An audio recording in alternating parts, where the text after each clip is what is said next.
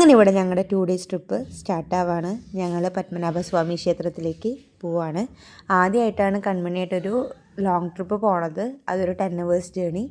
ഞങ്ങൾ വളരെ എക്സൈറ്റഡ് ആണ്. 11 മണിക്ക് ഞങ്ങൾ വീട്ടിൽ നിന്ന് ഇറങ്ങിയിട്ട് ഏകദേശം ഒരു 1 മണിയൊക്കെ ആയപ്പോൾ പെരുമ്പാവൂരെത്തി. അവിടെ നിന്ന് ഞങ്ങൾ ലഞ്ച് കഴിച്ചത് ശരവണഭവനിൽ നിന്നായിരുന്നു. വീണ്ടും ഞങ്ങൾ ട്രിപ്പ് സ്റ്റാർട്ട് ചെയ്തു. മോൾക്ക് കുറുക്ക് കൊടുത്തു. പിന്നെ അവൾ ചോറും തൈരും കുറച്ച് കഴിച്ചായിരുന്നു.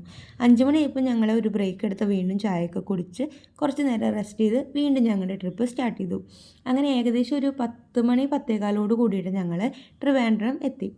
അവിടെ ഞങ്ങൾ അഗസ്ത്യ എന്ന് പറഞ്ഞിട്ടുള്ളൊരു റെസ്റ്റോറൻറ്റിൽ കയറിയിട്ട് ഡിന്നറൊക്കെ കഴിച്ച് പിന്നെ ഞങ്ങളുടെ അടുത്തൊരു പ്ലാൻ എന്ന് പറയുന്നത് ടെമ്പിളിൽ പോയിട്ട് ജസ്റ്റ് നാളത്തെ ടൈമിങ്ങും കാര്യങ്ങളൊക്കെ ചോദിക്കുകയായിരുന്നു. കാരണം ഇപ്പോൾ ശബരിമല സീസണും കൂടി ആയ കാരണം കുറച്ചും കൂടി റഷ് ഉണ്ടായിരിക്കും.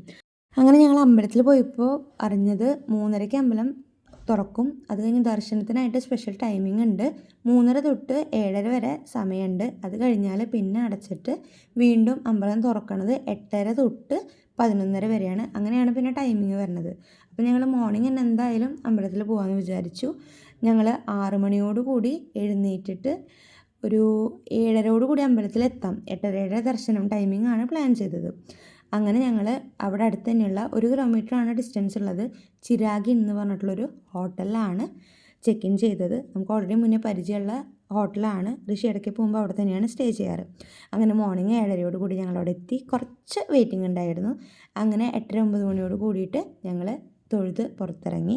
ഹോട്ടലിൽ പോയി ബ്രേക്ക്ഫാസ്റ്റൊക്കെ കഴിച്ച് അവിടെ നിന്ന് നേരെ ഞങ്ങൾ ലുലുവിലേക്കാണ് പോയത്. ഋഷിക്ക് കമ്പനിയുടെ ആവശ്യമായിട്ട് ജസ്റ്റ് 1-2 പേരെ മീറ്റ് ചെയ്യാണ്ടായിരുന്നു.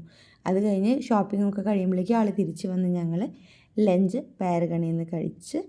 ഈ ഒരു ട്രിപ്പ് ശരിക്കും മറക്കാൻ പറ്റില്ല. കാരണം എന്താ വെച്ചാൽ മോള് വളരെ ചെറുതല്ലേ. അവൾ ഞങ്ങൾക്കനുസരിച്ച് വളരെ ഫ്ലെക്സിബിളായിട്ട് കംഫർട്ടബിളായിട്ട് നമ്മളെന്താണോ പറയണത് അതുപോലെ കേട്ട് വാശിയൊന്നുമില്ലാതെ നല്ല അടിപൊളിയായിട്ടുള്ളൊരു ട്രിപ്പായിരുന്നു. അങ്ങനെ ഞങ്ങൾ ചെറിയ ചെറിയ ബ്രേക്കൊക്കെ എടുത്ത് അത് കഴിഞ്ഞ് ഞങ്ങൾ ഡിന്നർ കഴിച്ചത് ബൃന്ദാവനിൽ നിന്നായിരുന്നു. ഫുഡൊക്കെ കഴിച്ച് ഞങ്ങൾ വീണ്ടും ഞങ്ങളുടെ ജേണി സ്റ്റാർട്ട് ചെയ്തു. അത് കഴിഞ്ഞ് ഏകദേശം ഒരു 1:30 കൂടിയിട്ടാണ് ഞങ്ങൾ തൃശ്ശൂർ എത്തിയത്.